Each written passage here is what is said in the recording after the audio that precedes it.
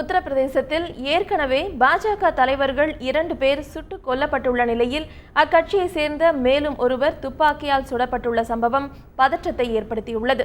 உத்தரப்பிரதேச மாநிலத்திற்குட்பட்ட புலந்த்சாஹிர் பகுதியில் பாஜக தலைவரான புனித் சிங்கால் அங்குள்ள கடை வீதியில் சென்று கொண்டிருந்தார்.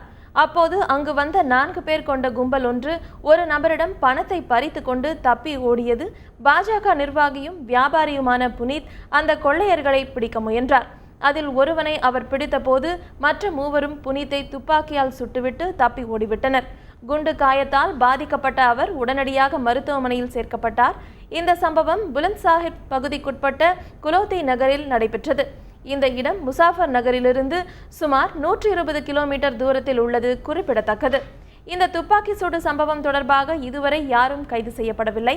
சம்பவத்தை கண்டித்து இன்று குலோத்தி நகரில் பாஜக சார்பில் கடையடைப்பு போராட்டம் நடைபெறுகிறது. குற்றவாளிகளை விரைவில் கைது செய்ய நடவடிக்கை எடுத்து வருவதாக போலீசார் தெரிவித்துள்ளனர்.